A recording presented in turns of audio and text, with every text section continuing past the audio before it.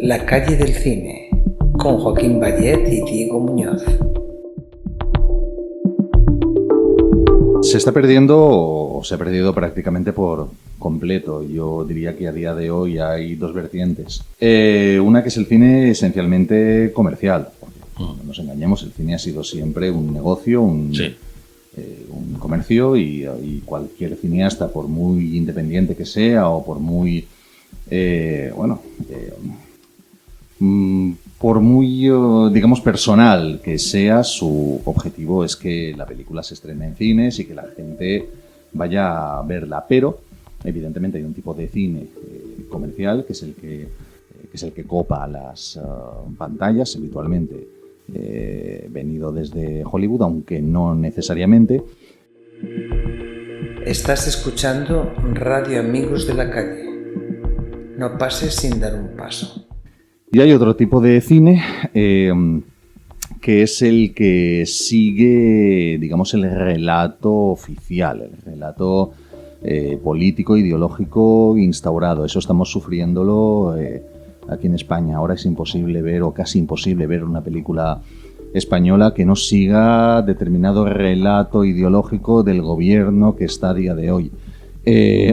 Si cambiara el gobierno sería lo mismo, es decir, habría un tipo de cine que más o menos seguiría la línea.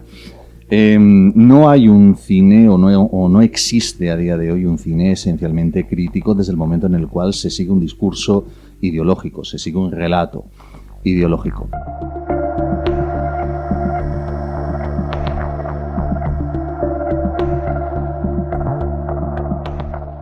¿Esto ha sido siempre así? Sí y no. Sí que es cierto que había un tipo de cine, o siempre ha habido un tipo de cine que ha seguido el relato ideológico, pero también habitualmente había margen para la disidencia. A día de hoy no sucede esto, y aquí en España concretamente estamos en un momento verdaderamente preocupante respecto a este tema. En el momento en el cual se estrena una película como La Infiltrada, una película espléndida, y determinadas voces surgen criticando que la película pues es muy agresiva contra determinadas situaciones que sucedieron lamentablemente en este país durante muchos años.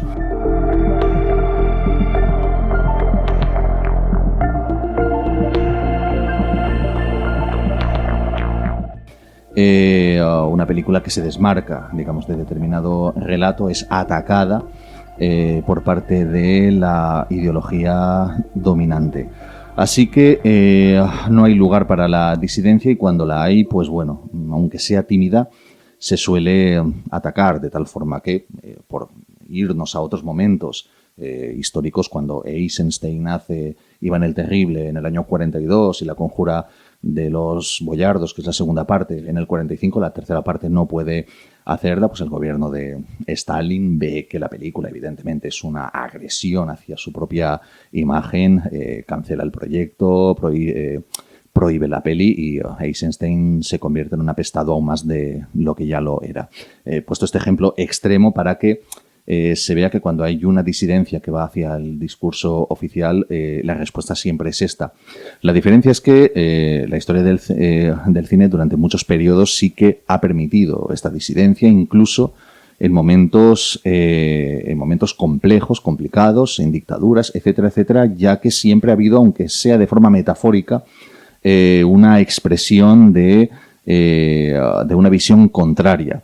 A día de hoy, creo que en parte porque no hay talento suficiente como para hacer, por ejemplo, un Plácido donde Berlanga tira con bala claramente desde un prisma que aparenta una cosa pero es otra completamente distinta. No hay ese talento a día de hoy, así que entre la falta de talento y que la disidencia se castiga, pues estamos como estamos.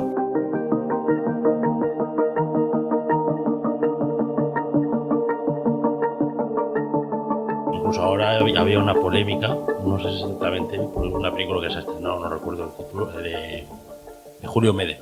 Ah, sí. Que parece ser que como no intenta hacer una reconciliación de los dos bandos, pues parece ser que hay un sector que... Ya está mal, que está muy mal, que eso está muy mal. Macho, digo, precisamente cuando estás queriendo hacer una reconciliación, dice que está mal, pues no sé dónde vamos a parar. Efectivamente. Pues en esas estamos, Sí, tal cual. sí. Estábamos hablando, como siempre ocurre, con el micrófono cerrado, ¿no? Con que salen casi las mejores cosas. Habría que poner ese micro que luego, en realidad, luego se comprueba, porque tanto a nivel social y político se dejan micrófonos abiertos y se oye de todo. Pues estábamos hablando, una vez ya expuesta la opinión y la claridad con la que nos ha dicho Joaquín, pues sí, el tema del cine, y que podemos ampliarlo luego conforme vayamos pasando programas. Hemos hablado precisamente de la escasez de ese tipo de cine, ¿no? Uh-huh. Y sin embargo tú haces todo lo posible porque exista ese tipo de cine. Es decir, es que esta es la realidad, digamos, lo reactivo, ¿no? Porque por una parte tú puedes estar hablando de que no se hace, y hasta cierto punto ser un crítico, ¿no? Pero es que él también es activo en ese sentido.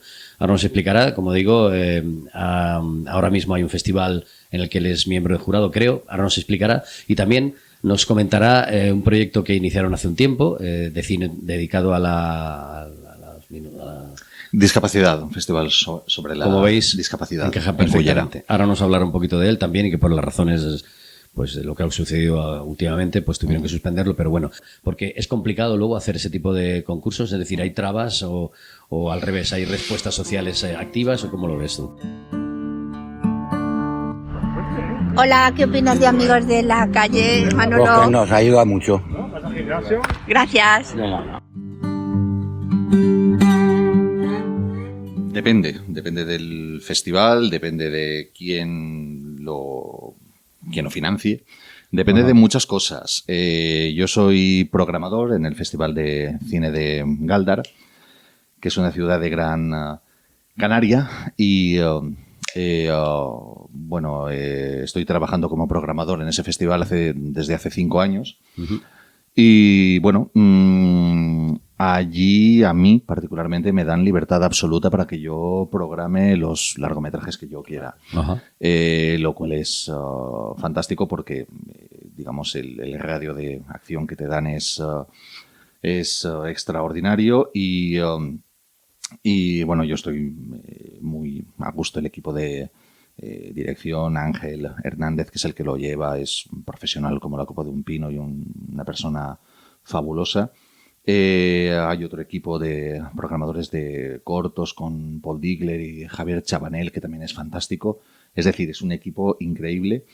Y yo me encargo de los largos y, claro, yo agradezco muchísimo esa libertad que ofrecen, porque la clave está en que el año pasado, por ejemplo, las 2 películas españolas que yo seleccioné en la sección oficial, que es internacional, habían de varios países, pero españolas, seleccioné 2. Una era Marco, con la que Eduardo Fernández ha ganado el Goya.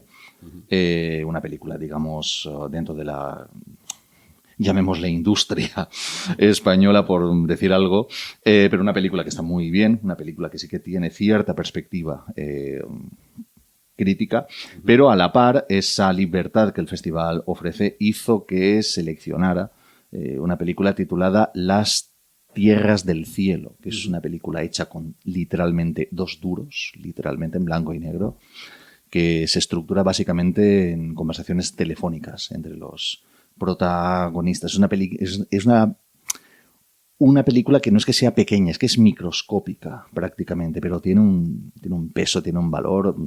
Quizás es una película muy desigual y muy irregular, tiene algunas carencias, pero solo por cómo está concebida, por cómo está filmada, por cómo está tratada.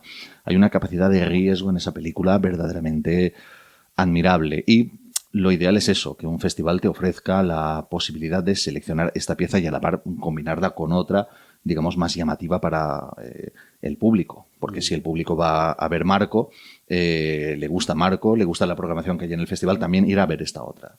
Y esa es la clave. Es decir, que siempre haya un resquicio donde se cuele o donde puedas colar, digamos, el cine más pequeñito y más arriesgado. El cine que el director va con su peliculita en la mano o tiene una distribuidora muy chiquitina que es la que lo mueve, les cuesta mucho. Y ahí está la clave. Ese es el cine, digamos, verdaderamente independiente, el que no tiene subvenciones, el que no tiene absolutamente nada y el que intenta moverse como buenamente puede. Gáldar, afortunadamente, a mí me ofrece, de momento, esperemos que se perpetúe, esa posibilidad. El festival está financiado por el Ayuntamiento de Galdar, el Cabildo y tal, o sea que tiene, digamos, un peso institucional muy fuerte, pero que te den ese margen de libertad sin cortapisas ideológicas de ningún tipo es verdaderamente increíble y es fantástico y no se ve demasiadas veces. El Festival de la Discapacidad lleva desarrollándose, creo que este es el 7º o el 8º año. Yo estoy desde el primer año dirigiéndolo, se desarrolla en Cullera y ahí hay más cortapisas, ahí hay más problemas porque desde un principio ha sido un festival que al ayuntamiento le ha molestado mucho.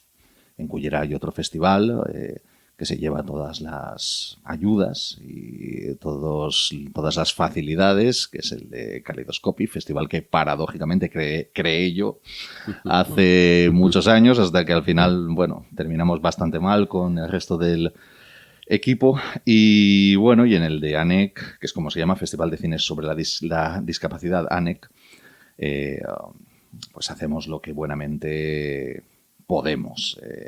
Tenemos un presupuesto que es muy limitado, pero bueno, con buena voluntad tenemos una programación que está bastante bien dentro de también lo que ofrece esa temática. Ajá. Y bueno, tuvimos que suspenderlo el año pasado porque el festival estaba programado para prácticamente una semana o 2 semanas después de los sucesos de la Dana. No teníamos el cuerpo como para hacer fiestas. Claro.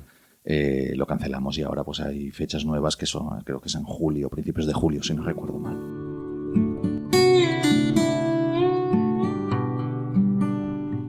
A ver, Inma, ¿qué es para ti Amigos de la Calle? Unas personas que en lugar de quedarse en casa tranquilamente, vienen a trabajar el domingo. Gracias.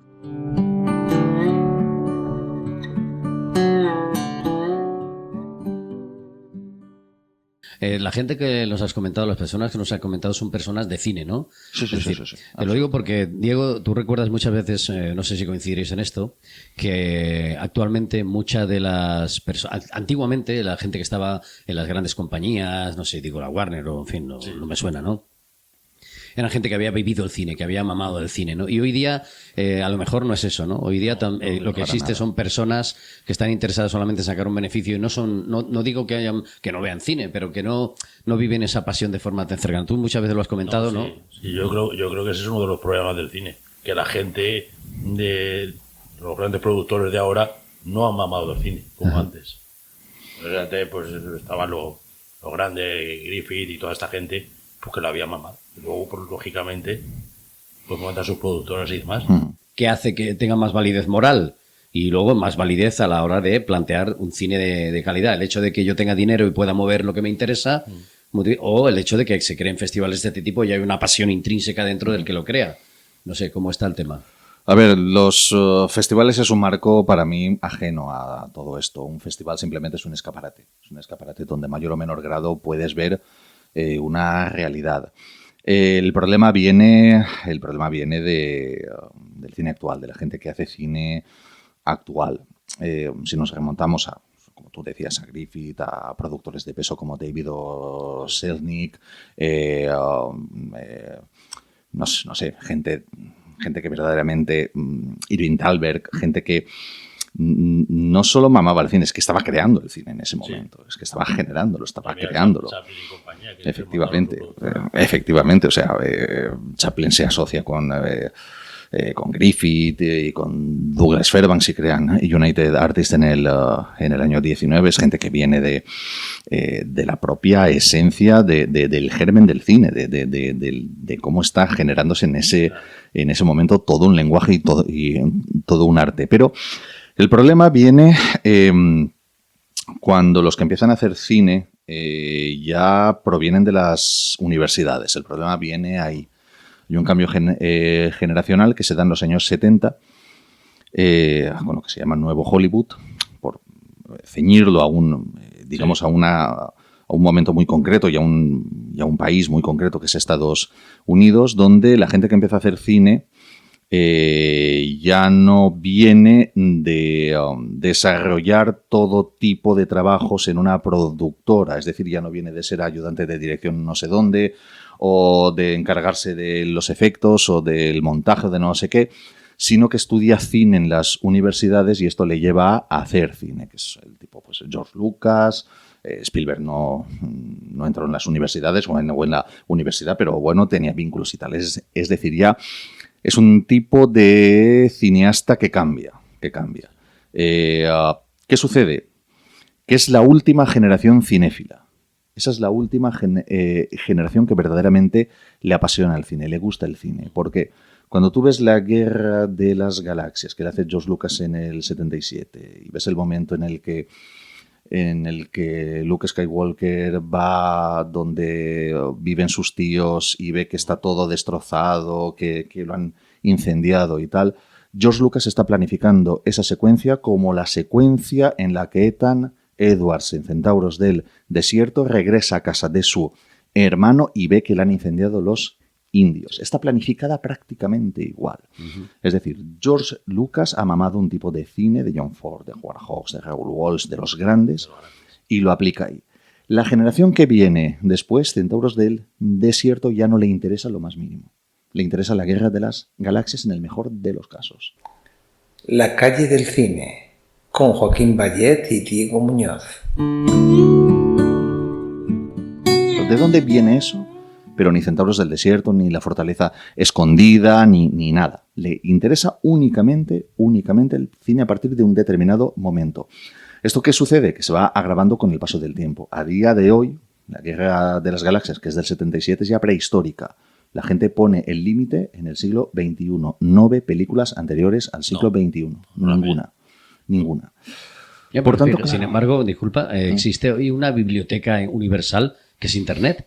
Es decir, que no ves porque tampoco quiere, ¿no? Porque no le interesa. Es que esa es la gran paradoja que estamos viviendo a día de hoy. Es decir, yo recuerdo cuando yo era pequeño, las películas que echaban en la televisión, que teníamos una programación televisiva absolutamente envidiable, maravillosa. Claro, yo recuerdo que mi padre o mi abuelo me comentaban algunas películas y tal que habían visto de jóvenes, etcétera, etcétera. Yo las tenía ahí con unas ganas de verlas. Recuerdo que me comentaba El temible burlón de Robert Siodmak con Burt Lancaster, que es una maravilla. Mi padre siempre, El temible burlón, cuando la hagan, la grabaremos en vídeo y tal. Cuando la echaron un sábado por la tarde a las 4, mi casa era una fiesta. Es decir, todos pegados a la tele. Yo me lo pasé. Pero vamos, o sea, un niño de 10 años o 9 años, ver esa maravilla, te quedas extasiado completamente. Y estabas ahí generando esa emoción de algo que te habían hablado toda la vida y de repente ibas a verlo. O Lo que el viento se llevó cuando la echaron en el 86 o lo que fuera. Se da esa paradoja que a día de hoy todo lo tienen al alcance de un clic. Pero no hay interés, no lo ven. De hecho, en las universidades se da la circunstancia que la gente que imparte clases de cine tampoco ve ese tipo de cine. Hay películas que se han convertido en tótems y ni los propios profesores las han visto y se tratan pues como tótems. Tienes que aprender esta serie de líneas, tienes que tener claro que Metrópolis, por ejemplo, es una película muy importante, pero ni el profesor mismo la ha visto. No. Es muy importante, te dice, sí, Metrópolis, expresionismo alemán, año 27, Fritz Lang. Es una película muy importante. La gente se queda con la copla, muy importante, pero ven una secuencia o dos y ya está. No la ha visto. No la ha visto nadie, absolutamente nadie. Dice Metrópolis, dice el acorazado Potemkin, te van a poner la secuencia de las escalinatas de Odessa y tal, muy importante, el montaje, el no sé qué, te quedas con la copla y punto. Nadie ahora ve ese tipo de cine, absolutamente nadie. Las nuevas generaciones desconocen por completo el cine. De tal forma que dan como cosas novedosas, como algo, como epifanías, películas o soluciones formales o visuales que ya se han hecho. Que se han hecho hace muchos años, pero que lo desconocen completamente.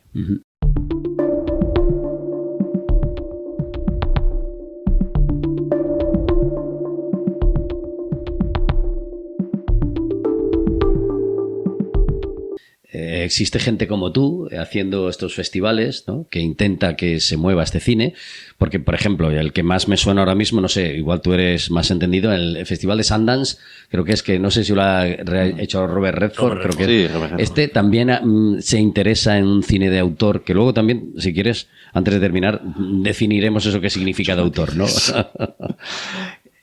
¿Cómo lo ves? A ver, Sundance surgió como, bueno, pues como el paradigma del cine independiente, pero es que el cine independiente al final yo creo que es el más dependiente de todos. Sinceramente es que no existe el cine independiente. A ver, para participar en Sundance, lo mismo que se ha dicho mucho, que Anora, que ha ganado el Oscar, una película independiente, o sea, una película que gana la Palma de Oro en Cannes, una película que gana el Oscar, con toda la promoción que conlleva ello, no puede ser una película independiente. Una película independiente no tiene recursos suficientes ni para llegar al Festival de Cannes ni para llegar a los Oscars. No tiene recursos suficientes. A ver, no es cuestión de cuestionar si hay cine independiente o no. Es cuestión de cuestionar la facilidad con la que esa etiqueta se suele colgar. El Festival de Sundance se creó con esa intención. No tengo dudas de que puedan haber abierto la mano muchas veces y haber programado películas en Sundance verdaderamente independientes. Sinceramente no lo sé. No es un festival que sigo con mucha frecuencia, sinceramente. Pero sí que creo que cuando una determinada película se dice que es independiente porque ha triunfado en determinados festivales, bueno, Sexo, Mentiras y Cintas de Vídeo, aquella de Steven Soderbergh en el 89, que lo ganó prácticamente todo en Cannes, una película que va a Cannes. No, lo siento mucho, no es una película independiente, necesita una promoción, necesita un respaldo económico, que una película verdaderamente independiente no tiene posibilidad de conseguirlo. Valentín, ¿qué es para ti Amigos de la Calle? Amigos. Amigos, lo demás sobra, ¿verdad? Muy bien, a ti, hasta luego. Entramos en una dinámica en la cual cineastas verdaderamente independientes, pues no sé, por citar casos muy extremos, quizá pues un Jonas Mekas, un Stan Brakhage, son gente que verdaderamente hace cine que no tiene salida comercial. Sí que es cierto que estoy orientándome hacia un marco más experimental, pero es que prácticamente el cine verdaderamente independiente no puede tener ningún otro tipo de salida comercial o en festivales tan importantes como Cannes porque no tiene recursos. Desde el momento en el cual a ti te dan un cheque para que presentes una película en Cannes o te dan un cheque para que promociones tu película de forma salvaje en los Oscar, estamos hablando de los Oscar. O sea, es que si gana tu película el Oscar ya va a tener una carrera comercial que triplicará lo que ha ganado previamente. Un premio por el que se dan bofetadas los grandes productores de una industria tan jodida como es Hollywood. Si esa película gana el Oscar, yo lo siento mucho, de independiente tiene muy poco.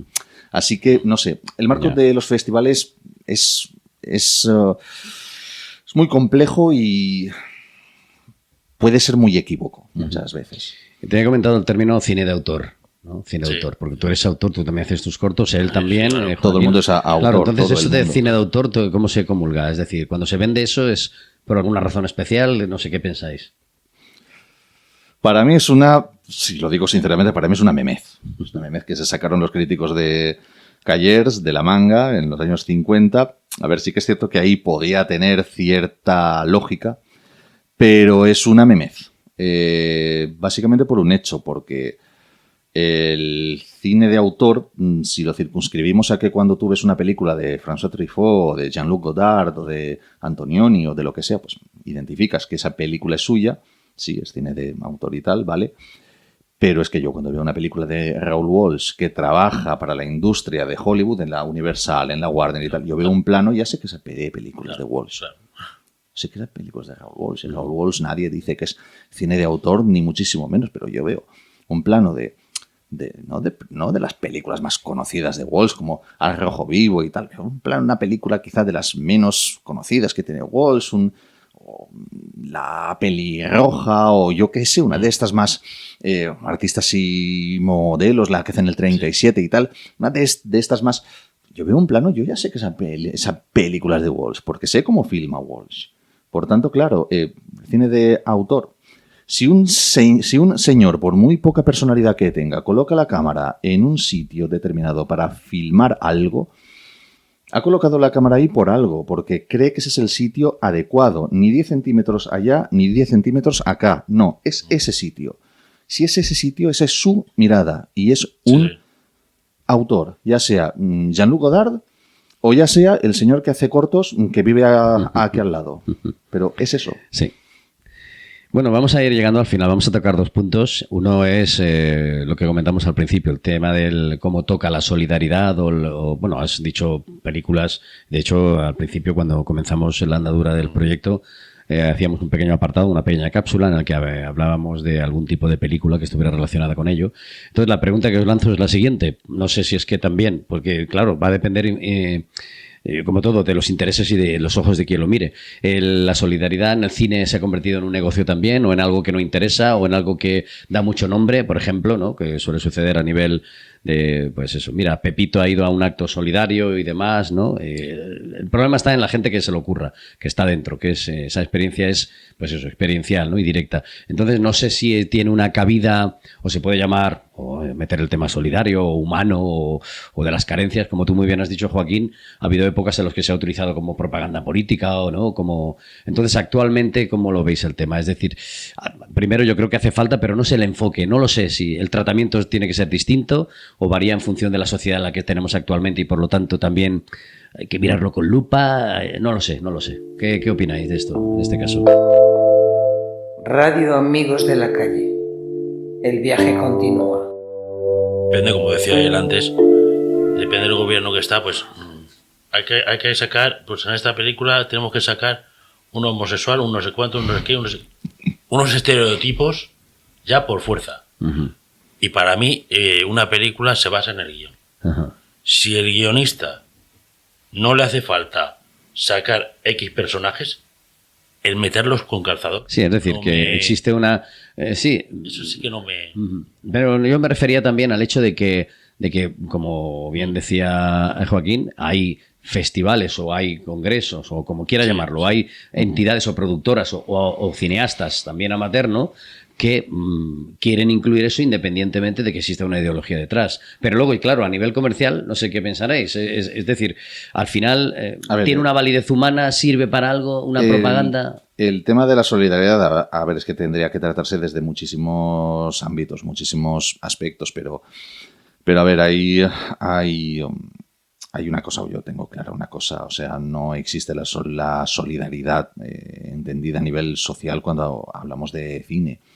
Puede haber cine que te muestre una realidad. Evidentemente, desde que el cine es cine ha mostrado una realidad, ya desde los primeros cortometrajes de los Lumière. Es decir, coloca una cámara, graba a los obreros saliendo de su fábrica, es una realidad. Uh-huh. Una realidad de un grupo de trabajadores en 1895 que salen de la fábrica de los propios hermanos Lumière. Uh-huh. Desde ahí, pasando por Ladrón de bicicletas, de Sica en el 48 y tal, pero Ladrón de bicicletas, por citar un ejemplo, es una película que a mí, una de las mejores películas de la historia del cine, indudablemente, es una película de un pozo humanista escalofriante, una película que a mí me emociona profundamente cada vez que la veo, pero Vittorio De Sica era un noble, Vittorio De Sica era un ludópata. Vittorio De Sica era un tío que era un bon vivant. Es decir, no intento, que no se me entienda mal, no intento decir que como sea una persona en su vida real invalide su mirada cinematográfica. Nada más lejos de la realidad. Son dos cosas distintas y no quiero mezclarlas. Simplemente lo que intento decir con todo esto es que el pozo solidario puede ser muy engañoso muchísimas veces. ¿Hay una necesidad de mostrar esa realidad social? Sí, es necesario que se muestre, por supuesto. ¿Tiene intenciones solidarias? Ni de coña. Uh-huh. Ni de coña. Y creo que el cine es ante todo es un negocio. Y el cine es un negocio en el cual las campañas solidarias, yo soy tremendamente escéptico con ellas, cuando no tremendamente crítico.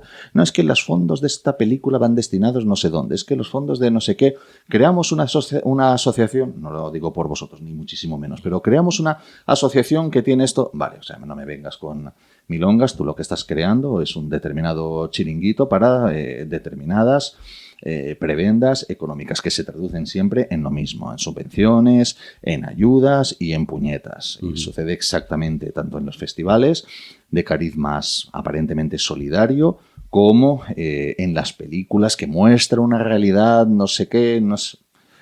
Yo a mí cuando Fernando León de Aranoa aparece haciendo cine social, un burgués que ha estudiado en Cuba, no sé qué, pues yo me descojono, ¿qué quieres que te diga? O sea, me puede gustar más o menos su cine, que en el caso de León de Aranoa no me gusta nada. Me puede gustar más o menos, eso es secundario, pero tengo claro que el objetivo, lógicamente, es que la película se estrene comercialmente y gane dinero. No me vengas con milongas.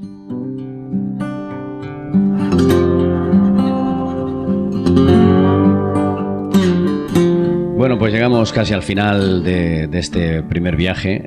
A partir, pues ya conocemos un poco, bueno, a Joaquín, repito, lo conocéis, el que no, pues que entre en las redes, a Diego también como forma parte de este proyecto, y hemos tocado un poco con pequeñas pinceladas y que la base fundamental de La Calle del Cine es, como comentaba al principio, también traer aquí pues cine amateur, no digo de autor, no como, bueno, de autor. Todos en fin, somos por autores. supuesto. Pues cine amateur o cine de gente desconocida que trate el tema solidario también, de alguna forma o como sea, y también pues otro tipo, no necesariamente, que exprese nuevas técnicas, nuevas tendencias, ¿no?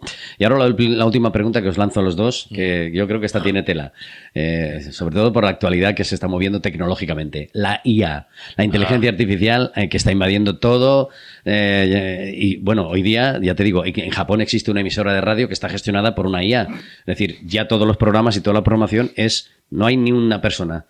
De hecho, hay programas por inteligencia artificial que te confeccionan guiones, que te confeccionan... Incluso está llegando al tema del cine, porque he visto por ahí ciertas cosas. ¿Qué va a pasar, Joaquín? Es decir, vamos a tener que hacer dividir, y tú, Diego, que va a dividir dos tipos de existencia. La existencia artística relacionada con la inteligencia artificial...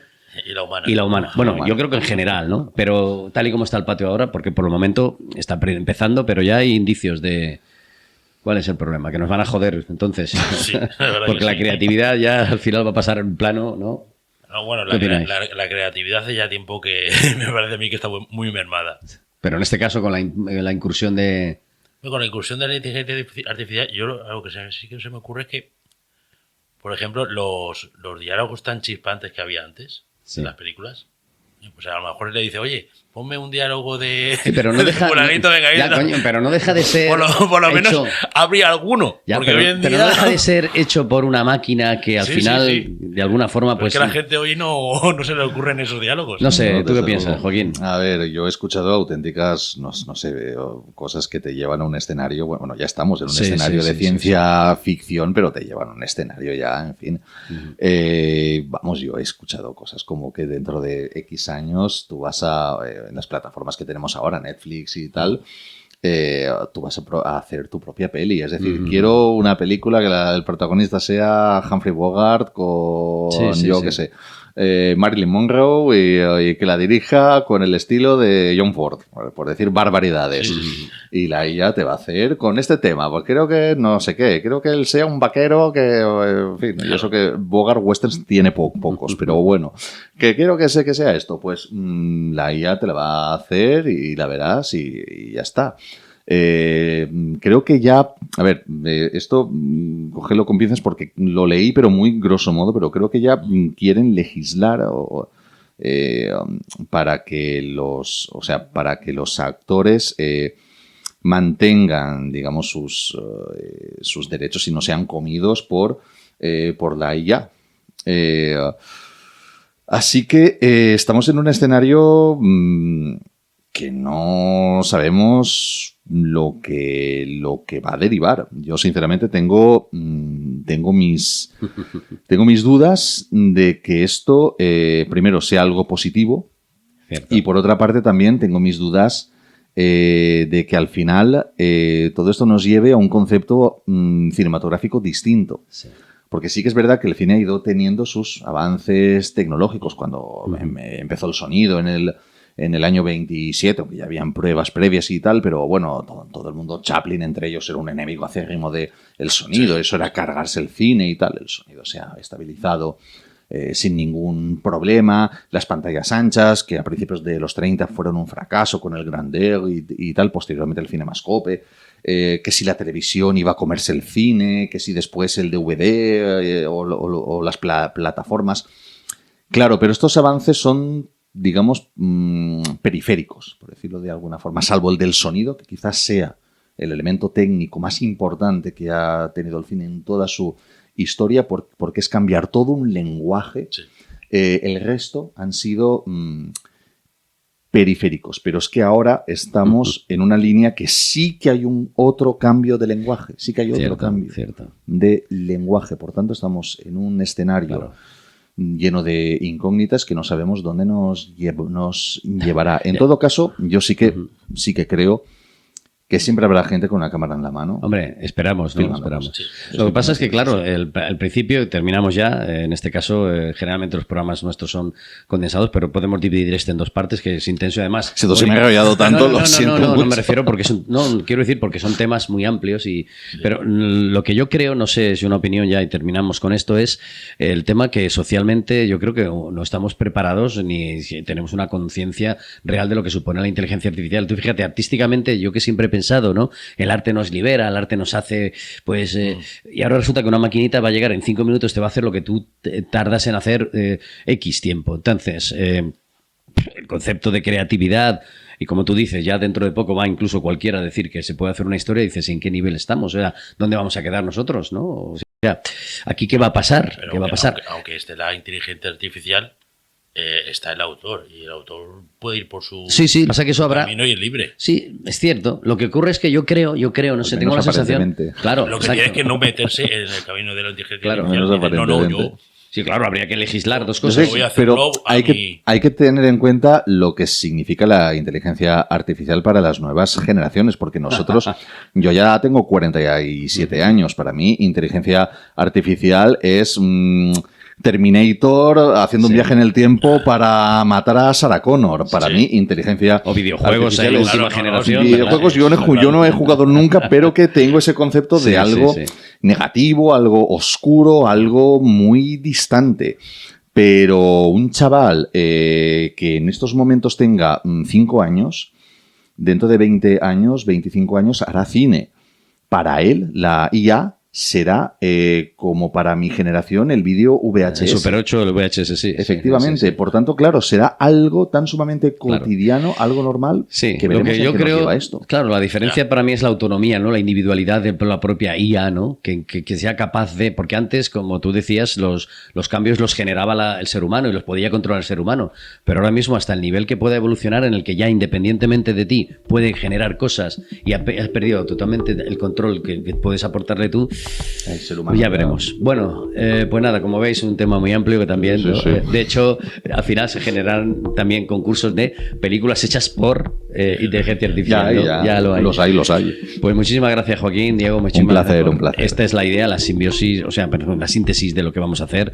Vamos a ir desgranando un poquito más todo esto. Traeremos, como decimos, como hemos dicho, autores y gente que todavía no depende de la inteligencia artificial y que se le ocurra humanamente, que toca todas las aristas, que intenta hacer del cine algo X, no lo sé, con sentido, sin sentido, independientemente, como tú dices, del tema de lo que es independiente y de lo que no, pero por lo menos gente como él también, que se le ocurra a nivel, pues, de concursos, director, miembro jurado, demás, todo lo que hace, pues siempre viene bien que existan este tipo de personas que nos alientan y nos dicen, no, un momento, que todavía estamos aquí, vamos a ver qué pasa, ¿no? Y Diego lo mismo. Así que nada, nos emplazamos para la siguiente calle del cine. Como veis, los temas son muy amplios y si queréis añadir alguna cosa más, algún tema de alguna advertencia, algún mensaje para el futuro. No. Yo solo decir que es un placer siempre estar con con todos vosotros, porque inteligencia hay, pero artificial no es, desde luego. Vamos a ver si aquí a través del cine, de la calle del cine, podemos ir motivando, sacando cosas con la genialidad de cada uno, aportaciones, en fin, gente que no se conoce mucho, ideas, propuestas. Esto está abierto un poco a todo. Pues mira, hablamos de esto, hablamos de aquello y hacemos también que se dé un poquito a conocer, que esa es otra de las labores de la asociación también, potenciar un poco las cualidades y habilidades de otras personas que lamentablemente pues no tienen las mismas posibilidades. Pues lo dicho, muchísimas gracias. La calle del cine, Radio Amigos de la Calle, el viaje continúa.